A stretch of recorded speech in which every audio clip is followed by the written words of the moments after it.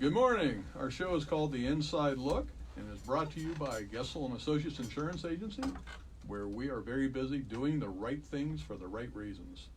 I'm your host, Larry Gessel, and each week The Inside Look strives to take a peek behind the curtain. We're trying to peel the onion back, take a look at the things that aren't commonly known, things that by not knowing could harm us, and by knowing might really help us. And today, joined in the studio with my friend Michael Morris, and our guest this week is Brad Wilhelmy of Champion Windows, Doors, and Patio Rooms. And that's the weirdest name to read on a piece of paper. So, Brad, welcome. Thank you. Absolutely. Brad, we've known each other a good while. We've known each other both on a personal level and certainly on a professional level. You've been a long-time client of our insurance agency, and I was a window client of yours back in the day when you were out there doing installations and had your own remodeling business. So you've been around this business a long time. You know firsthand how challenging the business can be, and we share some unique perspectives in that regard. You know, right now, as the weather is starting to cool off a little bit, we're starting to notice the leaves changing. Thoughts are turning to fall, and what goes with that undoubtedly is people start thinking about winterizing their homes, right? Sure. And in your business, maybe the phones start ringing a little bit more this time of year. Folks are thinking about maybe replacing those old leaky windows and the doors that aren't sealing quite properly. And I wanted you to share with us some of your unique perspectives and tell us a little bit about yourself and your background and how you ended up being where you are today with Champion Windows and Doors. Absolutely, Larry. Thanks for having me. So when I was in college, I needed a job, part-time job, like everyone, right? Sucks, doesn't it? It does. It was rough.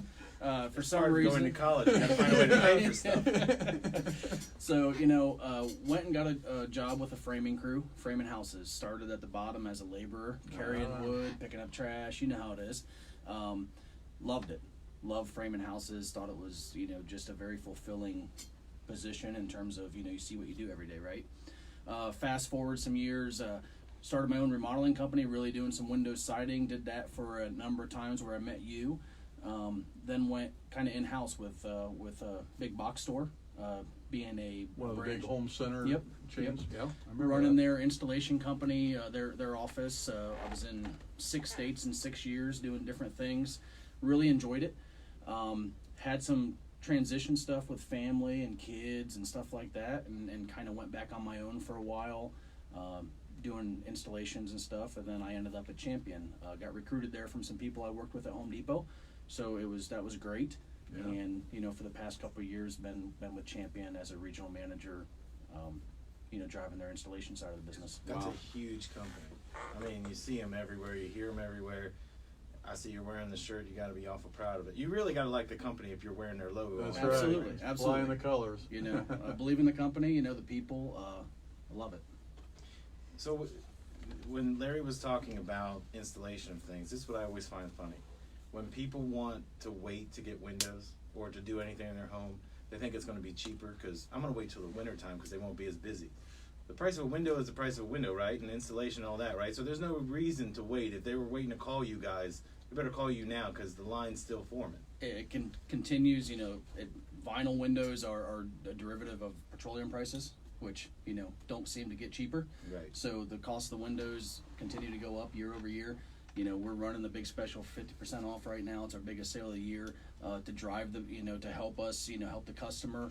And really, this is the time of year. As Larry touched on earlier, we're running into fall. Everyone's going to want it done before Thanksgiving. That's going to be the magic day. Oh, of course. And then all of a sudden, because you called November 1st, you're not in such a good position to have it by Thanksgiving. Yeah. You don't have the new windows for the Why do turkey. people wait for that? Because I know that happens. I don't care what the industry is. I got family coming. You know when Thanksgiving is, right? We look at the calendar. We know when Thanksgiving is. That never changes. And people will say on the 11th of November, you know what I'd really like to do? New storm windows. Can you guys get out here? And of course, there's no way to get them to the front of the line just because their family's coming. Everybody's family's coming. Absolutely. That's got to be the bane of your existence to get that phone because it's coming. Somebody right now listening to the radio is going to say, That's a good idea. I'll wait till November. Tell them no, right? Yeah, I've been in the install business for 15 years of my life, and for 15 years, October is the busiest, worst month. Wow. Just has always been that way. We always know it's going to happen. That's good. You know, Brad, one thing I've always been curious about, and like yourself, I had a contracting background and actually worked for a window manufacturing company out of St. Louis, Missouri. I don't think, Michael, you even knew that. But I was a territory sales rep for them. And you could take 6, 7 different manufacturers of vinyl windows and place them side by side, and to the consumer, they all look exactly the same. Sure. They go up and down, they're white or brown, they tilt in, they crank out, whatever. They all look the same, but yet there are major differences in the qualities of windows. You know, from anything from the quality of the resins that make it go into the window, the extrusion, so to speak, the thicknesses. Could you address a little bit of that? What makes Champion unique? And obviously, the installation is only as good as the product. The product is only as good as the installation. But you guys are controlling both sides. So We are. We're one of the few, you know, if not the only one that we manufacture on windows. You go down to Cincinnati, Ohio, where we started 65 years ago. We manufacture the product. We bring in the pure virgin, you know, extrusions, virgin vinyl extrusions, and you know, we make it on site. We bring in the glass, we make the glass packs, we assemble it all. It's all done in-house. So when I have a problem for a window and I'm in Boston, Massachusetts, it's one phone call to my company that I work for to talk to Dave in manufacturing and say, hey, this is what I got, how can we fix it, let's move forward. So I think that's one of the big things that sets us apart from others is we're not buying from a vendor, we're not bringing in windows from a supplier around town, it's us. and it's your reputation on the line. So if you've got a defect in the product, and let's face it, it can happen Absolutely. to anyone. I recall in our business, you know, we didn't have places everywhere like you do, distribution centers. It was all out of St. Louis. If something happened, I'm up in Chicago, it's going to take a little while to get that part on a truck and whatever. You're a little bit better balanced, so to speak, with locations seemingly everywhere you look. Yeah. And I would assume that might, you know, you being the factory, you're going to get priority to get problems corrected, and you may have more parts distribution availability is kind of my assumption. Is that a fair assumption? That's a great assumption. You know, with us being around as long as we are with our lifetime warranties, you know, obviously service is an everyday part of our life in terms of servicing our previous customers. You know, the person that bought vinyl windows when they first came out, you know, whatever it was, 20 some years ago. So we have dedicated service lines. So if I have a defect in a product, or if I need something like that for a customer, or maybe it's just something special, you know, everything, you know, it's unique, right? So we can make those phone calls and send those emails and get our factory to respond. Most of our 48 locations are getting a delivery every week, so it's usually a pretty quick replenishing, turn. just Yeah. replenishing. Well, you know, I remember that in the early days, and you could tell me if this is still an issue, but a lot of the lesser quality products, over time, they would so-called start to smile. That is, when you Sure. look at the window from a distance where the sashes would interlock in the middle, they'd start sagging, and we'd call that a smiling window. Is that still an issue? We got a lot of happy windows out there, Brad. Hopefully not those kind. No, hopefully not our kind. No, you know, vinyl windows have come a long ways. You know, a lot of the things that started with just pure vinyl, nothing inside of it, has went away because of that issue with the smiling. You know, now the interlocks are reinforced steel inside of the vinyl. Okay. Our windows are actually foam filled for better insulation factor, which is, you know, also a unique thing we do. But there's a lot of structural things that have been put into it, and a lot of it's because of the what you call AMA testing. So I believe it's American Manufacturers Institute. yeah, or Manufacturers whatever, something Institute like that. of Windows. You know, we take our windows, have them certified to make sure they meet all their standards, so you don't have that. So you don't have 5 years down the road you have vinyl sagging or flaking or anything like that. That's went on with those especially those first runs, so to speak. What are some of the common problems that you see with other people's windows? You know, a lot of, you know, you get into windows and really the majority of your window's glass, right? Okay. Yeah. So the big variable can be the glass. You know, originally, you know, you look at some of the windows, the vinyl windows that went in the 90s, they were all clear glass. So to explain that, you know, to a listener, Clear glass means there's no coating on the glass, lets all the sunlight in, fade your carpet, fade your blinds, right? Okay. Is sure. it more? Was that more an aesthetic thing versus the thicker glass? I mean, It is a little bit of an aesthetic because it is clear. It's like looking through just, air. but it's not efficient. It's for not your efficient, home. yeah. If you want to fry ants, it's a good thing to have, but it doesn't do you a lot of Exactly. good if you want to keep that carpet nice for a decade. Exactly, and you want to keep the heat of the sun or the cold out. Now you have low E coating and stuff like that, and different the coatings, argon and gas or argon whatever, yeah. yeah. All those things make a huge difference in efficiency, and obviously energy is a big subject, so can really cut down on your energy costs. That's cool. I would like to ask a question because he said something when he introduced himself. He said, "I'm with a big box store." Oh yeah. The reason I asked this question is you're in charge of hundreds of people, I would assume, right now. Sure. But when you had your own independent place, how do you manage those employees? Because again, when you're with a big company like Champion, those are your employees, right? Or do you contract some of that stuff out? We have both at You have a Champion. mix. We use both ways. We use subcontractors for installations. We also have a lot of in-house, which are employees that have the benefits and all the 401ks and stuff like that. All the stuff everybody wants. Everyone wants, right? They don't want to go there, but they want the goodies, yeah. Well, here's why. I was talking to you guys in the lobby, Sure. and I wanted to talk about Larry loves when we find an insurance puzzle, and I think Oh, here's yeah. a puzzle. Got So it. I'm looking on Facebook today, or as my dad would say, the Facebook, and I see one of our friends that we've had on previous shows who's a contract employee fell off a ladder. And he posted it, and he was doing a roofing job, blah, blah, blah. So I asked you guys in the lobby, I'm looking for Larry to tell me the answer to this, and there isn't really a good answer, but I want to get it from two perspectives. I want Brad to answer me first. Okay. That's a guy that's a contracted employee. What happens to somebody, not from Champion's perspective, but as a manager's perspective? What do you do with that person? Who's liable for that? Because Larry is going to give us the answer of all answers. There's not really an answer, but I still want to hear it. I want to know what you do, because I got two reasons. A guy got hurt doing a job that he's contracted for, Mhm. but then he wants to keep working for you, right? Sure. So has that ever happened to you on a job site where somebody's got hurt like that? Yeah, I'm sure we've had different instances where either an employee or a subcontractor's gotten hurt. We do a lot of steps to make sure that they are protecting themselves. So obviously it protects us, it protects the customer, but also honestly, Larry can tell you, contractors like to find the easiest way sometimes. When it comes to They insurance. take that 4-foot ladder and try to make it 6. Right, Yeah. I mean, hey, everything costs money, so we're trying to, but we take steps to make sure that they're protecting themselves. So they have to have workman's comp. They have to provide proof of that, which is the first step that person is going to have to go through. Right, he was hurt on a job site. State of Ohio, is a state-run program, so they're going to have to, when he goes to the hospital, he's going to have to answer the questions that yes, he was hurt during work, Right. and do you have workman's comp coverage? I would really hope that he does. Can't answer that question. I don't know the answer to that Yeah, it's not question. specific to you, but I Yeah. just thought it was interesting because when I walked in, we were in the lobby, and I brought this up because I like to see Larry's wheels spin. And Yeah, I know, he's good at that. well, because here's the thing: there are so many different avenues, Sure. right? But Larry, in that instance, because here's what's going to happen: someone's going to see on Facebook Live that's in window siding patios. They're going to look at Brad and go, "How come I can't be on there? Why's Brad got to be on there?" But they're also going to listen to this conversation, and they have their own employees, right, or their contractors. Guy falls. What's the next step? Yeah, if he's so a we contracted employee. we talked about this in a previous show. I think it was as me being a guest on one of your programs, Michael. But this is difficult. There's a lot of different insurance aspects. There's the general liability that Brad, you and I've talked about endlessly that the contractors are required to carry.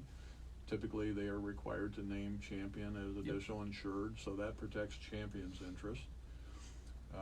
We make sure that the guys have the proper tools coverage, of course, and that their vehicles are insured properly, yada, yada, yada. And there's language, specific insurance contract language that gets involved in these contracts or certificates of insurance that Brad and I have also talked about that gets beyond the means and scope of a typical insurance agent that doesn't do a lot of business insurance. Primary and non-contributory language with waiver of subrogation. Well, good Lord above. Right. What in the world does that mean? English And it has nothing to do with workers' comp. But going back specifically to that instance, the old saying, stuff runs downhill, well, it certainly is true.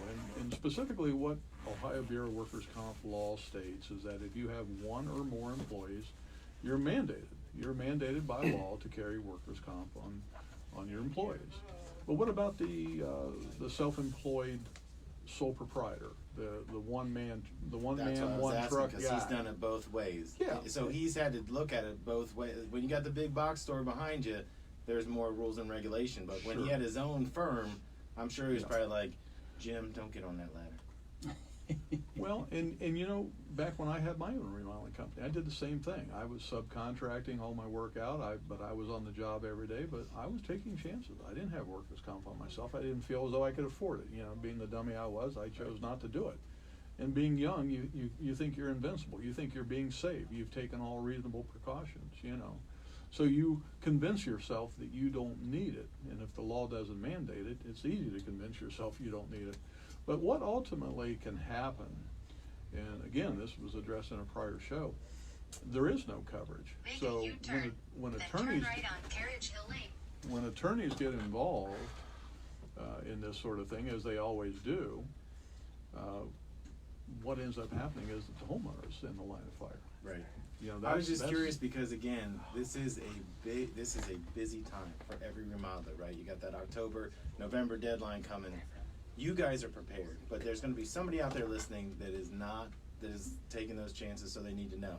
And Brad, if you had an insurance question, no matter what it is, who would you ask about that? Wouldn't you ask Larry Gessel? Yeah, absolutely. Because He he does. just went He on to does. screed for 5 minutes. He knows the ins and outs, so that's good. Yeah, and Brad does a really good job of communicating, and I think that's one of the keys too. People make an awful lot of assumptions with regards to insurance. They just assume that everything is covered, and unfortunately, that's just not the case. So it can become very complex. I didn't mean to But- take you down a different No, road, but I no, thought no. it's something I think people need to know because I walked in here and asked you that question directly because I want to know the answer. And I will never get on the ladder. I'll just hire somebody. So I'm not worried about it, but I just thought there's going to be somebody out there that wants to know that. But we can get back. I want to get back on track about windows and what you guys do. I just love when we can talk about contractors and 1099 people because Absolutely. they might think they're covered or they might think they're okay. They are not, Larry, right? You have to take Well, the extra in many steps. cases, they're not. They are not, and those are conversations we need to have. And we are always available. I answer my phone 24/7, and Brad knows that. My That's cell phone absolutely number true. is out there, and if people have questions, we are happy. We would much rather have that conversation up front than after the fact. Once the unthinkable has happened. So. Alex, my son Alex, same way. He answers his phone 24/7. He's a little bit more sleepy-headed than me, and if you call him at 1 o'clock in the morning, you may have a little more trouble with him than you I would do with believe me. that he'll answer, and there'll be a pizza on his chest, but he will answer that phone. Thanks for joining us, Alex. At any rate, Brad, so going back to your world, you're in a world I never experienced. I did the installation side for a long time, but locally. I can't even imagine what it's like to try to manage. What did you tell me over the phone? 1,700 roughly installers in the states that you... 24 locations, yeah. I have the eastern half of the U.S. Good Lord. I can't even imagine what that must be like. So you must have a lot of people, managers, so to speak, that are overseeing the local stuff, and you're managing the managers, more or less? Yeah, I have each location has at least one or two different types of managers for operations side or sales side, stuff like that. Then there's a level between us that I directly am involved with, but at the end of the day, it all goes back to great people and then the local team. So. Absolutely.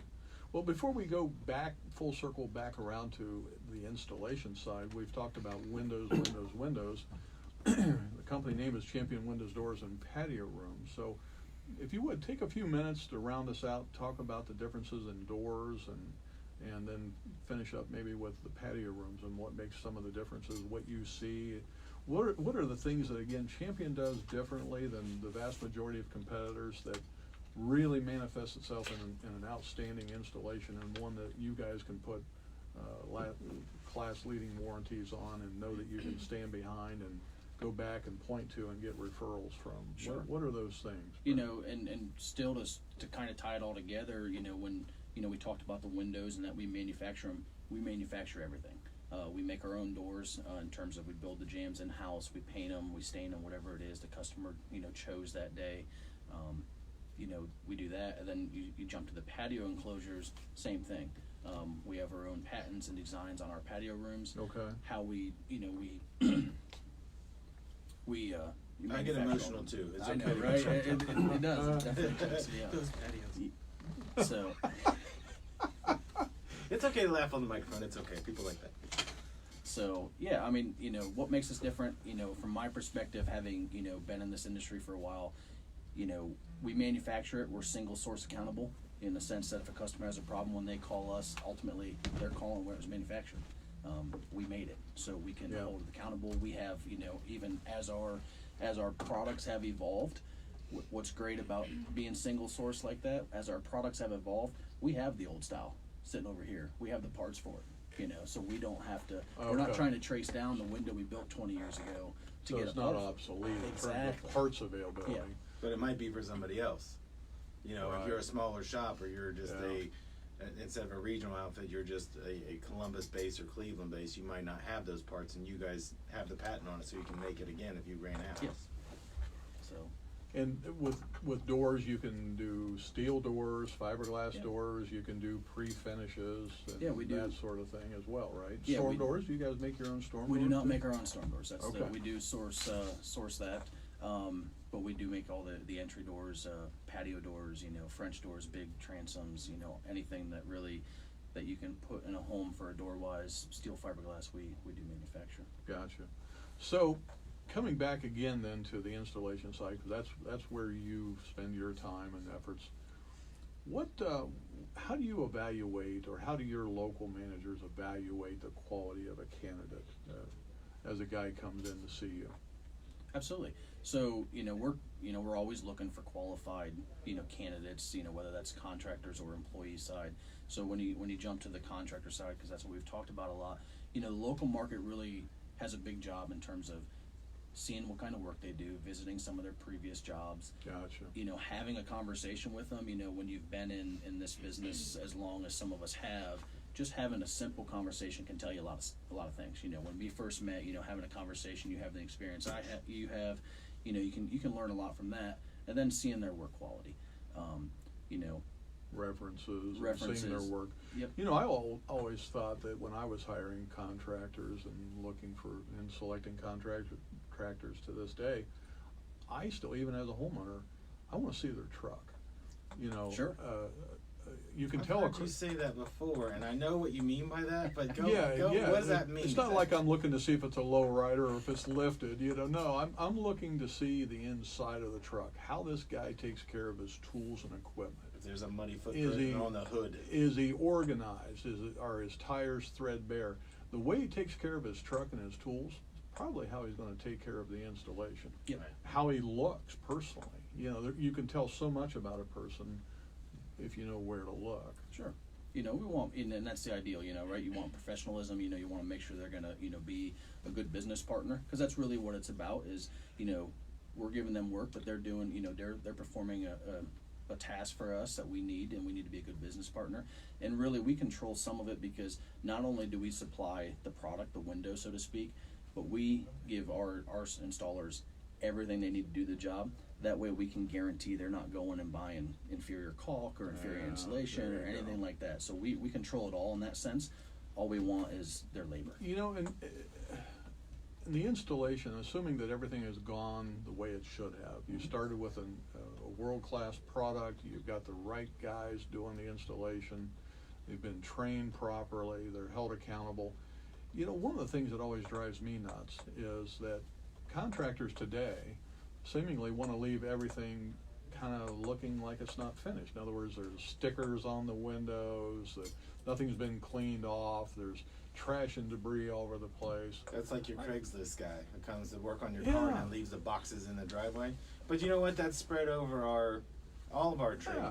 Yeah. And so, I even had a contractor once just leave all the debris, the demolition debris, and when I approached him, I said, when are you going to get this trash out of here? The response was, we're not. That's your responsibility. That's yours. It was It's a like- nice little it's gift. like, yeah, you know what? I had a real problem with that. Sure, absolutely. And that's one of the things that when we do inspections on completed jobs, were the windows cleaned? Did they take the stickers off? Did they wipe them down? Did they make sure that you know how they function? Because I can give you a great new window, but if you don't know how to use it, Tell them it in really and help show you how to out. clean them. Exactly. And who to call if you've got a problem, whatever. Sure. Well, Brad, I tell you, we've covered a little bit. We've covered a lot. We've covered not enough.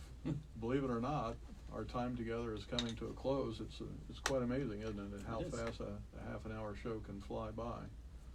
We really, really appreciate you being on the show today. I'd like to have you back at some point because there's so much more to talk about. Absolutely, we can, because I think you should, before we get out of here, give a little cheap plug to Champion. I mean, how do they get a Absolutely. hold of you? How do people get a hold of Champion or yourself directly? Absolutely. Here in the Columbus market, we actually have a local showroom in Lewis Center. So if Okay. you want to come in, touch, feel, operate the product, you can go to 209 Green Meadows Drive South in Lewis Center, Ohio, and there's a showroom here for them. Quite a substantial one, right? Yeah. Where you can see all the products. Absolutely. Well, again, thanks for listening to The Inside Look, brought to you by Gessel and Associates Insurance Agency, where we are doing the right things for the right reasons. We can be reached at 614-697-2020 and at gesselins.com. Again, 614-697-2020 and GESSELINS.com. And as always, please be kind to one another. Thanks for joining us.